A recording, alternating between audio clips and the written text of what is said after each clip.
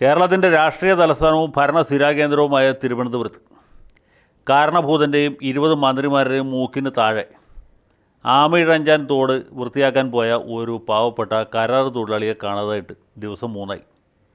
അദ്ദേഹം ജീവനോടെ തിരിച്ചു വരുമോ എന്ന കാര്യത്തിൽ നമുക്ക് ആർക്കും യാതൊരു ഉറപ്പുമില്ല. സമയം വൈകുന്തോറും ആ പ്രതീക്ഷ മങ്ങി പോവുകയാണ്. അതിനെക്കുറിച്ച് നിരവധി വിശകലനങ്ങൾ ഇതിനകത്ത് വന്നു കഴിഞ്ഞു. പല വ്യാഖ്യാനങ്ങളും വന്നു കഴിഞ്ഞു. കോർപ്പറേഷനെ കുറ്റപ്പെടുത്തുന്നവരുണ്ട്, റെയിൽവേ കുറ്റപ്പെടുത്തുന്നവരുണ്ട്, സ്വന്തം തലവിധിയെ കുറ്റപ്പെടുത്തുന്നവരുമുണ്ട്. മഹാകവി വള്ളത്തോൾ പണ്ട് എഴുതിയ പോലെ മരിക്ക സാധാരണം ഈ വിശപ്പിൽ ദഹിക്കിലോ നമ്മുടെ നാട്ടിൽ മാത്രം, ഐക്യക്ഷയത്താൽ അടിമശവങ്ങൾ അടിഞ്ഞുകൂടും ചുടുകാട്ടിൽ മാത്രം എന്നുള്ള വരികൾ ഇപ്പോൾ വളരെ പ്രസക്തമായിരിക്കുകയാണ്. വള്ളത്തോൾ എത്ര വലിയ കവിയാണെന്ന് നമുക്ക് ബോധ്യം വരുന്ന ഇങ്ങനെയുള്ള സമയത്താണ്. തികച്ചും ക്രാന്തദർശിയായ ഒരു കവിയായിരുന്നു വള്ളത്തോൾ എന്നുള്ളതിന് ആർക്കും ഒരു സംശയവും ഉണ്ടാവുകയില്ല. കാരണം ദൈനംദിനാടിസ്ഥാനത്തിൽ ഇതുപോലെയുള്ള വാർത്തകൾ വന്നുകൊണ്ടേയിരിക്കുകയാണ്. ഇത് ഒറ്റപ്പെട്ട സംഭവമേ അല്ല. ഏതാനും വർഷങ്ങൾക്ക് മുമ്പ് ഉമ്മൻചാണ്ടി മുഖ്യമന്ത്രി ആയിരിക്കുമ്പോഴാണ് കോഴിക്കോട് കോർപ്പറേഷനിൽ ഇതുപോലെ മാൻഹോൾ വൃത്തിയാക്കാൻ പോയ 2 അതിഥി തൊഴിലാളികൾ അവിടെ ദാരുണമായ രീതിയിൽ മരിക്കുകയും അവരെ രക്ഷപ്പെടുത്താനായിട്ട് അതിൽ ചാടിയ മറ്റൊരു ചെറുപ്പക്കാരൻ അവിടെ ജീവൻ വെടിയേണ്ടി വരികയും ചെയ്തു.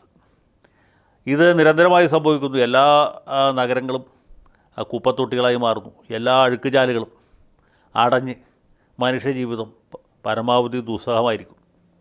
അതിന് നമുക്ക് റെയിൽവേ കുറ്റപ്പെടുത്താം, കേന്ദ്ര ഗവൺമെൻറ് കുറ്റപ്പെടുത്താം, അമേരിക്കൻ പ്രസിഡൻറ്റിനെയോ ബ്രിട്ടീഷ് പ്രധാനമന്ത്രിയോ വേണമെങ്കിലും കുറ്റപ്പെടുത്താം. കാരണം ആഗോള സാമ്രാജ്യത്വത്തിൻ്റെ ഭാഗമായിട്ടാണല്ലോ ഇതുപോലുള്ള കുഴപ്പങ്ങളൊക്കെ ഉണ്ടാകുന്നത്. അമേരിക്കയുടെ വലിയ ഗൂഢാലോചനയുടെ പുറകിലുണ്ട്, CIA കറുത്ത ഹസ്തങ്ങളുണ്ട് എന്നൊക്കെ വേണമെങ്കിൽ മാർക്സിസ്റ്റ് പാർട്ടിയുടെ സംസ്ഥാന സെക്രട്ടേറിയറ്റ് ചേർന്ന് ഇന്ന് വൈകുന്നേരം ഒരു പ്രസ്താവന പുറപ്പെടുവിക്കാൻ സാധ്യതയുണ്ട്. പക്ഷേ തിരുവനന്തപുരം നഗരസഭയുടെ ഭാഗത്ത് എന്തെങ്കിലും ഒരു ലാപ്സ് ഉണ്ടായിരുന്ന ആരും സമ്മതിക്കില്ല. പത്രങ്ങളൊക്കെ മുഖപ്രസംഗം എഴുതിക്കൊണ്ടിരിക്കുകയാണ്. മനോരമയുടെ മുഖപ്രസംഗം വന്നു കഴിഞ്ഞു. ബാക്കിയുള്ളവരൊക്കെ വൈകാതെ എഴുതും എന്നാണ് എൻ്റെ പ്രതീക്ഷ.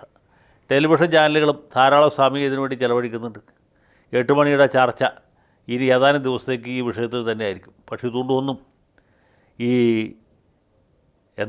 അന്ധകാരനഴി എന്ന് പറഞ്ഞ പോലുള്ള ആമയിഴഞ്ചാൻ തോട്ടിൽ പോയ പാവപ്പെട്ട കരാർ തൊഴിലാളിക്ക് അല്ലെങ്കിൽ ഇതുപോലെ പോകാൻ ഇനിയും സാധ്യതയുള്ള ആളുകൾക്ക് ഇതുകൊണ്ട് പ്രത്യേകിച്ച് യാതൊരു പുണ്യവും കിട്ടാൻ പോകുന്നില്ല, യാതൊരു വിശേഷം ഉണ്ടാകാൻ പോകുന്നില്ല. 3-4 ദിവസത്തേക്ക് ഇതൊരു ചർച്ചാ വിഷയമായിരിക്കും. അത് കഴിയുമ്പോൾ പഴയ അവസ്ഥയിലേക്ക് തന്നെ തിരിച്ചു പോകും. അപ്പോൾ ഇതിന് എന്താണ് ശാശ്വത പരിഹാരം എന്ന് ചോദിച്ചാൽ ലോകബാങ്കിൽ നിന്നും ഏഷ്യൻ ഡെവലപ്മെൻറ്റ് ബാങ്കിൽ നിന്നുമൊക്കെ കോടിക്കണക്കിന് രൂപയാണ് ഓരോ കൊല്ലവും ഈ മാലിന്യ നിർമ്മാർജ്ജനത്തിന് വേണ്ടി നമ്മുടെ നഗരസഭകളും നരകസഭകളും കൈപ്പറ്റിക്കൊണ്ടിരിക്കുന്നത്.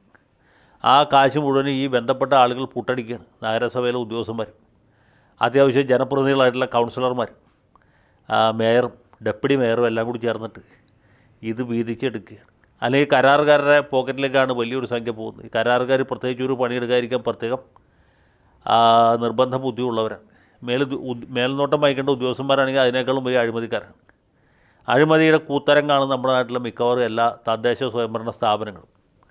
അതിന് മകുടം ചാർത്തുന്ന ഒരു മഹാസ്ഥാപനമാണ് ഭരണസ്ഥിരാകേന്ദ്രമായ തിരുവനന്തപുരത്തിൻ്റെ തിലകക്കുറിയായി പ്രശോഭിക്കുന്ന തിരുവനന്തപുരം നരകസഭ, തിരുവനന്തപുരം കോർപ്പറേഷൻ എന്ന് പറയും. ആ കോർപ്പറേഷൻ്റെ മേയറായിരിക്കുന്നത് നമുക്ക് ഏവർക്കും പ്രിയങ്കരിയായ ശ്രീമതി ആര്യ രാജേന്ദ്രനാണ്. എനിക്കിപ്പോൾ പറയാനുള്ള ഒരേ ഒരു നിർദ്ദേശം എന്ന് പറഞ്ഞത്, ഈ പ്രതിമാസമ്പന്നമായ ഒരു നഗരമാണ് തിരുവനന്തപുരം. തിരുവനന്തപുരത്തിന് വേറെ എന്തൊക്കെ പോരായ്മകളുണ്ടെന്ന് ആൾക്കാർ പറഞ്ഞാലും അവിടെ പ്രതിമകൾ കുറഞ്ഞു പോയി എന്നാരും പറയുകയില്ല. വെള്ളയമ്പലത്ത് അയ്യങ്കാളിയുടെ പ്രതിമയുണ്ട്. യൂണിവേഴ്സിറ്റിയുടെ മുമ്പിൽ കുമാരനാശാൻ്റെ മാറ്റുവിൻ ചട്ടങ്ങളെ എന്ന പോസിലുള്ള പ്രതിമയുണ്ട്. പിന്നെ രാജഭരണകാലത്ത് തന്നെ സ്ഥാപിച്ച ദിവാൻ മാധവറാവുവിൻ്റെ സ്റ്റാച്ചു ഉണ്ടാകുന്ന സ്റ്റാച്ചു ജംഗ്ഷൻ എന്ന് പറയും. പിന്നെ പ്രസ് ക്ലബിൻ്റെ മുമ്പിൽ സ്വദേശാഭിമാനി രാമകൃഷ്ണപിള്ളയുണ്ട്. ബ്രിട്ടീഷ് ലൈബ്രറിയുടെ മുമ്പിൽ ഉള്ളൂർ S പരമേശ്വരയ്യരുണ്ട്. അങ്ങനെ ഒരുപാട് പ്രഗത്ഭന്മാരും പ്രതിഭാധനന്മാരും നിരന്നു നിൽക്കുന്ന സ്ഥലമാണ്. ആനി മസ്കറിൻ്റെയും അക്കമ്മ ചെറിയാൻ്റെയൊക്കെ പ്രതിമകൾ സമീപകാലത്ത് സ്ഥാപിച്ചിട്ടുണ്ട്. എൻ്റെ ഓർമ്മയിൽ മാതൃഭൂമി തിരുവനന്തപുരത്തെ പ്രതിമകളെക്കുറിച്ച് ഒരു പുസ്തകം തന്നെ പ്രസിദ്ധീകരിച്ചിട്ടുണ്ട്. ഒരുപക്ഷെ വിജയവാഡ കഴിഞ്ഞാൽ തെക്കേ ഇന്ത്യയിലെ ഏറ്റവും അധികം പ്രതിമകളുള്ള സ്ഥലമായിരിക്കും തിരുവനന്തപുരം. അവിടെ സിനിമാ വരെ പ്രതിമയുണ്ട്. ശോഭൻ ബാബുവിൻ്റെ പ്രതിമയൊക്കെ ഞാൻ റോഡ് സൈഡിൽ കണ്ടിട്ടുണ്ട്. അത് കഴിഞ്ഞാൽ ഇവിടെ അത്ര ആയിട്ടില്ല. ഇപ്പോൾ പ്രേം നസീറിൻ്റെ സത്യൻ്റെ ഒക്കെ പ്രതിമകൾ തിരുവനന്തപുരത്ത് വെക്കാവുന്നതാണ്. വെക്കേണ്ട സമയം കഴിഞ്ഞു. മധുവിൻ്റെ ഒരു പൂർണ്ണകായ പ്രതിമ തന്നെ ഉമ സ്റ്റുഡിയോ നിന്ന സ്ഥലത്ത് സ്ഥാപിക്കാവുന്നതാണ്. ഏതായാലും തിരുവനന്തപുരത്ത് സഖാവ് ആര്യ രാജേന്ദ്രൻ്റെ ഒരു പ്രതിമ ഉണ്ടാക്കി. അത് ആ കോർപ്പറേഷൻ ബിൽഡിങ്ങിൻ്റെ മുമ്പിൽ വെക്കേണ്ടതാണ്. അതോടൊപ്പം തന്നെ ആര്യ രാജേന്ദ്രൻ്റെ അപ്പോയിൻറ്റിംഗ് അതോറിറ്റിയായിരുന്ന സഖാവ് ആനാവൂർ നാഗപ്പൻ്റെ ഒരു പ്രതിമയും ഉണ്ടാക്കി. അത് തിരുവനന്തപുരത്ത് പാർട്ടി ഓഫീസിൻ്റെ മുമ്പിൽ വെക്കേണ്ടതാണ്. ഇതിന് ഫണ്ട് ഒരു പക്ഷേ ഗവൺമെൻറ്റിൽ നിന്ന് അനുവദിച്ചൊന്നും വരില്ല. ലോക്കൽ ഫണ്ട് ഓഡിറ്റുകാർ ഒബ്ജക്റ്റ് ചെയ്യാൻ സാധ്യതയുണ്ട്. അതുകൊണ്ട് ഡിവൈഎഫ്ഐക്കാരും SFIക്കാരും ചേർന്ന് ഒരു ബക്കറ്റ് പിരിവ് നടത്തി നല്ല 2 പ്രതിമകൾ ഉണ്ടാക്കണം. ഒന്ന് കൈക്കുഞ്ഞുമായി നിൽക്കുന്ന ആര്യ രാജേന്ദ്രൻ, നഗരമാതാവ്, നഗരത്തോടുള്ള അദമ്യമായ ആ താല്പര്യം കൊണ്ട് മേയറായി തുടരുന്ന തിരുവനന്തപുരം നഗരവാസികളെല്ലാവരും ആരാധിക്കുന്ന ആരാധ്യയായ നമ്മുടെ മേയർ, അവരുടെ പ്രതിമ കോർപ്പറേഷൻ ബിൽഡിങ്ങിന് മുമ്പിൽ വയ്ക്കുക. അവരെ ഈ സ്ഥാനത്ത് നിയോഗിച്ച് അവരെ ഒരു പാവയാക്കി വെച്ചുകൊണ്ട് നഗരഭരണം നിയന്ത്രിക്കുന്ന അപ്പോയിൻറ്റിംഗ് അതോറിറ്റി ആയിരിക്കുന്ന സഖാവ് ആനാവൂർ നാഗപ്പൻ്റെ ഒരു നല്ല പ്രതിമ. അത് നയനാരുടെ പ്രതിമ ഉണ്ടാക്കിയ ശില്പിയെ കൊണ്ട് ചെയ്യിക്കരുത്. അങ്ങനെയാണെങ്കിൽ ആനാവൂരിൻ്റെ പ്രതിമ ഉണ്ടാക്കി കഴിഞ്ഞാൽ കാട്ടായിക്കോണം ഭാസ്കറിൻ്റെ പ്രതിമയായി പോകും. അതുകൊണ്ട് അത് പാടില്ല. നല്ലൊരു പ്രതിമയെ കൊണ്ട് നല്ല ഒന്നാം തരം ഒരു വെണ്ണക്കൽ പ്രതിമ ഉണ്ടാക്കിയിട്ട് പണ്ട് ദിവാൻ രാമസ്വാമിയാരുടെ പ്രതിമ ഉണ്ടാക്കി വെച്ച പോലെ നല്ല മധുരമനോഹരമായ ഒരു പ്രതിമ ഉണ്ടാക്കി പാർട്ടി ഓഫീസിൻ്റെ മുമ്പിൽ സ്ഥാപിക്കണം. എങ്കിൽ ചെറിയ ഒരു ശമനം ഉണ്ടാവും. അല്ലാതെ ഉണ്ട് ഇതുകൊണ്ടൊന്നും ഈ പ്രശ്നം തീരാൻ പോകുന്നില്ല. ഏതായാലും പ്രതിമ നിർമ്മാണത്തിനുള്ള ബക്കറ്റ് പിരിവ് ഇപ്പം തന്നെ ആരംഭിക്കാൻ ഈ യുവജന സംഘടനയുടെ അഖില ലോക പ്രസിഡൻ്റായിരിക്കുന്ന ഡബിൾ എ റഹീമിനോട് ശുപാർശ ചെയ്തുകൊണ്ട് വാക്കുകൾ അവസാനിപ്പിക്കുന്നു. ലാൽ സലാം.